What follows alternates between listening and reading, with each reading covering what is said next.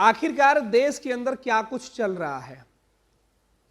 क्या बीजेपी, नरेंद्र मोदी सच में अपने विरोधियों को मारने पर तुले हुए हैं? पेटीएम को लेकर राहुल गांधी ने जो बातें कही थी आज से 7 साल 8 साल पहले, वो सच है? पेटीएम नरेंद्र मोदी के लिए काम कर रहा है? ईवीएम को लेकर देश में जिस तरीके से लोगों का गुस्सा दिल्ली में दिख रहा है, वो बता रहा है कि ईवीएम के मामले में किसानों का जिस तरीके से आंदोलन हुआ था, उसी प्रकार अब सड़कों पर आखिरकार लोग उतर रहे हैं। दिल्ली के अंदर मौसम खराब है, ठंड का मौसम है, बारिश है, फिर भी लोगों की भीड़, लोगों का गुस्सा कम नहीं हो रहा। बिन बुलाई हुई भीड़ है और सबसे ज्यादा दिल्ली में दिख रही है। ईवीएम को बैन करने की मांग की जा रही है। ईवीएम पे यह कहा जा रहा है कि ईवीएम जो है वो हैक हो सकता है। ईवीएम से आप गड़बड़ी ईवीएम में कर सकते हैं। आप जिसको चाहिए उसके पक्ष में ईवीएम में वोट करवा सकते हैं। आप वोट किसी और को दीजिए और ईवीएम आपको रिजल्ट किसी और का देगा। इस दावे को लेकर विरोध किया जा रहा है। बनी बनाई सरकार, जो सरकार चल रही है, उसे गिरा दिया जा रहा है। खेल कैसे हो रहा है? देश भर में खेल की बात हम कर रहे हैं। बिहार में खेल हुआ, नीतीश कुमार की सरकार तेजस्वी यादव के साथ जो चल रही थी, उस सरकार को गिरा दिया गया और अब फिर से नई सरकार का गठन हो गया बीजेपी का। लेकिन सरकार में पेच अभी भी है। अभी भी दावे है कि ये सरकार फिर से गिर सकती है, कुछ भी हो सकता है। झारखंड के अंदर सरकार गिर गई, हालांकि आज नई सरकार वहां बनने जा रही है हेमंत सोरेन के जगह पर चंपाई सोरेन की। लेकिन चंपाई सोरेन को सरकार बनाने के लिए जितनी मगजमारी करनी पड़ी है, अपने ही विधायकों को लेकर खुद भाग रहे हैं। भाई बीजेपी क्यों ऐसा माहौल बनाकर रखी है? मोदी जी, आपसे एक ही सवाल है, अमित शाह जी आपसे भी एक सवाल है, गृह मंत्री हैं, आप प्रधानमंत्री हैं। देश में लोगों को तो कम से कम, अपने विपक्ष के लोगों को इतना तो आप फ्रीडम दीजिए, आज़ादी दीजिए कि वो चैन से सो पाए कि वो विपक्ष में बैठा है। उसके मन में इस तरीके का भय क्यों पैदा कर देते हैं कि वो अपने ही लोगों को लेकर भागने के चक्कर में लगा रहता है कि नहीं भाई, हमको अपने लोगों को बचाना है। अपने भाई कौन लोग खरीद रहे हैं? और जैसे खरीदार का नाम आता है, केवल अमित शाह जी आपका नाम सामने आ जाता है, नरेंद्र मोदी जी आपका नाम सामने आ जाता है, बीजेपी का नाम सामने आ जाता है कि बीजेपी से हम अपने लोगों को बचा रहे हैं, अमित शाह के जो रणनीति है उससे बचा रहे हैं। तो एक ऐसा माहौल जो क्रिएट हो गया देश के अंदर, उसकी चर्चा हम कर रहे हैं। लोगों के मन में तरह तरह के सवाल आने शुरू हो गए हैं। सरकार गिराने से लेकर वोट किसी को दीजिए, सरकार किसी और की बनती है। अब जनमत इकट्ठा करने वाले लोग जो बातें किया करते थे, वो जनमत इकट्ठा करने से ज्यादा बहुमत इकट्ठा करने पर बातें कर रहे हैं। सरकार बचाने की लड़ाई चल रही है, खुद को सियासत में बने रहने की लड़ाई चल रही है। लेकिन देश भर में क्या कुछ हो रहा है? उधर उत्तर प्रदेश के अंदर अखिलेश यादव नाराज चल रहे हैं, दिल्ली के अंदर अरविंद केजरीवाल नाराज चल रहे हैं।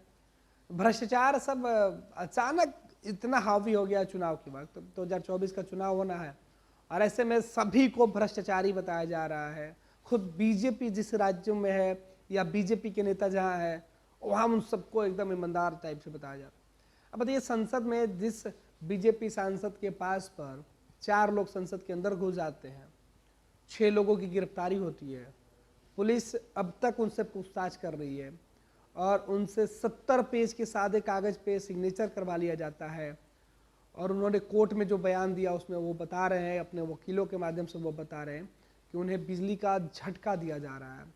कहा जा रहा है कि विपक्ष के जो नेता हैं, जो बीजेपी के खिलाफ बोलने वाले लोग हैं, उनसे अपने संबंध को स्वीकार करो। आखिर देश को किधर ले जाने की कोशिश की जा रही है? सोशल मीडिया का एक अलग ही सुरूर है, खुमार है पूरा सोशल मीडिया पर। लोग अलग अलग से बातें करते रहते हैं, मतलब कुछ भी। मतलब अयोध्या में भगवान राम की मंदिर बना, अच्छी बात है, रामलला जी के प्राण प्रतिष्ठा हुआ, देश जश्न में ही था। तब तक ज्ञानवापी का मामला आ गया, ज्ञानवापी में अब पूजा शुरू हो गई है। ये एक अलग ही मतलब जो है वो पूरी तरीके से उत्साह दिखाई पड़ रहा है। जो लोग बीजेपी के साथ खड़े हैं उनके लिए मतलब एक से एक जो है वो अवसर मिलता जा रहा है। और पूरा देश, आप सत्ता में रहें, विपक्ष में रहें, आप पक्ष में रहें, विपक्ष में रहें, आप समर्थक रहें या आलोचक रहें, लेकिन जो काम किया जा रहा है, या जो धर्म को 2 हिस्से में बांट दिया गया, समाज को 2 हिस्से में बांट दिया गया, अब पूरे देश के अंदर दो हिस्सा ही काम कर रहा है। एक हिस्सा जो धर्म की बात कर रहा है वो स्वाभाविक तौर से बीजेपी की तरफ झुका हुआ है। जो लोग थोड़ा सा धर्म से डिफर करते हैं या फिर वो अपने आप को सेकुलर समझ रहे हैं, अपने आप को समझ रहे हैं कि वो सामाजिक तौर पे इंसानियत के नाते वो बात करना चाहते हैं, उनको हिंदू और मुसलमान से बात नहीं करना, तो वो विपक्ष की भूमिका में चले जाते हैं। पहले लेफ्ट होते थे, अब लेफ्ट नहीं, अब दो साइड हो गए हैं।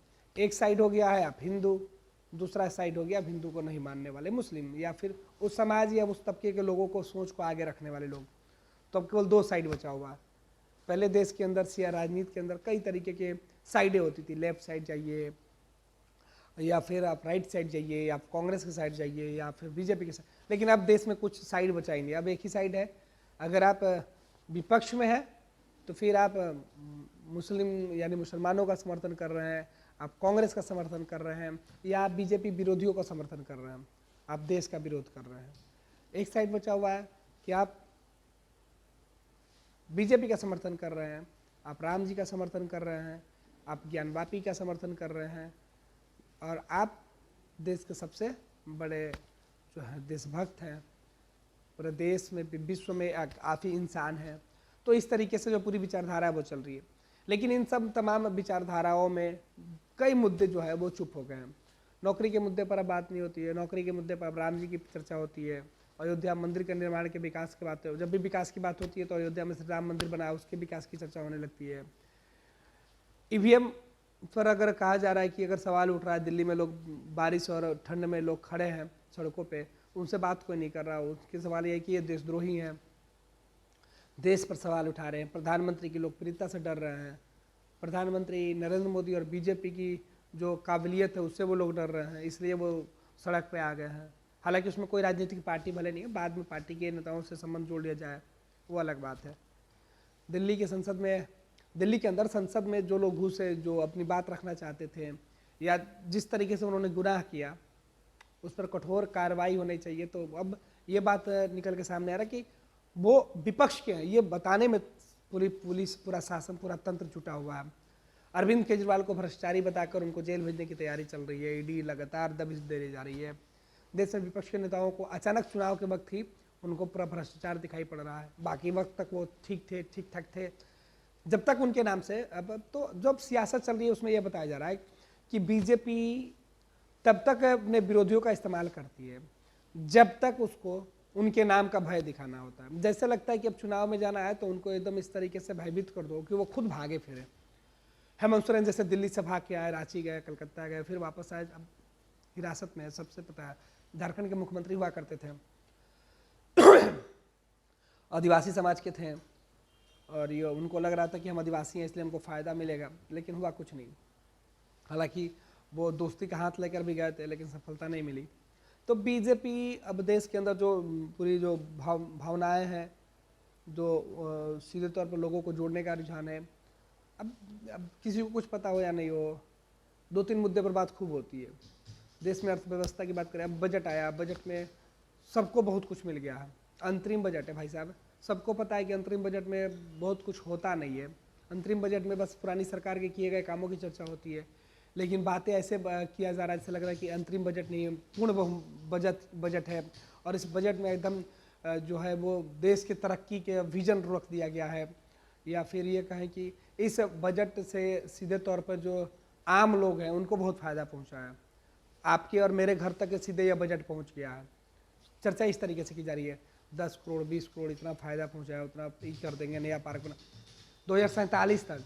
पता नहीं, 5 साल के लिए सरकार चुन के आती है, सरकार 5 साल के लिए बनती है, चाहे किसी भी व्यक्ति की हो, ये संविधान में यही नियम है। लेकिन अब संविधान तो फिर बात ही नहीं करना है, क्योंकि जब 14 में प्रधानमंत्री जी आए थे उन्होंने 24 की बात कही थी, 19 में जब वो आए तो उन्होंने 29 की बात कही, और जब 24 में वो आ रहे हैं तो 47 की बात कर रहे हैं। तो कोई बड़ी बात नहीं है, क्योंकि जनता भले 5 साल चुनेगी, लेकिन हमको पता है कि हमको किसी भी तरीके से आना है तो वो आना है, दृढ़ निश्चय है। जैसे कहा जा रहा है ना कि 500 सालों का इंतजार खत्म हो गया, तो अब इतिहास में भी यही आएगा कि देश में जो बीजेपी ने आज़ादी के इतने सालों के बाद भी जो सपना देखी थी कि कि हम अगले 100, 150, 200 साल तक हम बने रहेंगे, एक छत्र रहेगा, तो वो भी सपना पूरा हो जाएगा, उसमें भी कोई बड़ी बात नहीं है।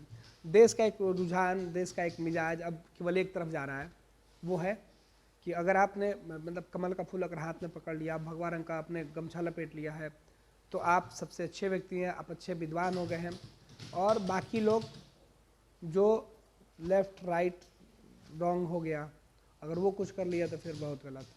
आप देशद्रोही हो जाते हैं, आप धार्मिक नहीं हैं, आप भगवान राम पर सवाल उठा रहे हैं, आप अयोध्या पर सवाल उठा रहे हैं, आप विकास की बात कर रहे हैं, आप मंदिर की बात करके आप अस्पताल की बात कर रहे हैं, आप स्कूल की बात कर रहे हैं, आप विद्यालय नहीं बनवाइए, आप एयरपोर्ट की चर्चा मत करिए, जो हो रहा है सो हो रहा है बस।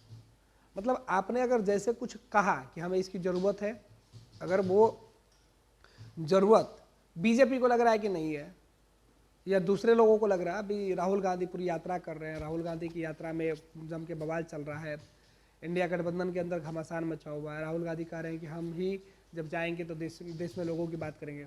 अरे साहब, आप भी तो जब सत्ता में थे तो फिर आपने क्या किया? हाँ ठीक है, आपने महंगाई को कमोबेश रोक के रखा, लेकिन अब महंगाई बढ़ रही है, तो महंगाई क्यों नहीं बढ़ेगी भाई? रोजगार भी तो बढ़ा आपका, आपका वेतन भी बढ़ा है, आपके घर पैसे भी ज़्यादा आ रहे हैं, लेकिन वो पैसे कहाँ हैं वो नहीं दिख रहा है। लेकिन अब सवाल पूछिएगा तो आप क्या हो जाइएगा? आप देशद्रोही हो जाइएगा।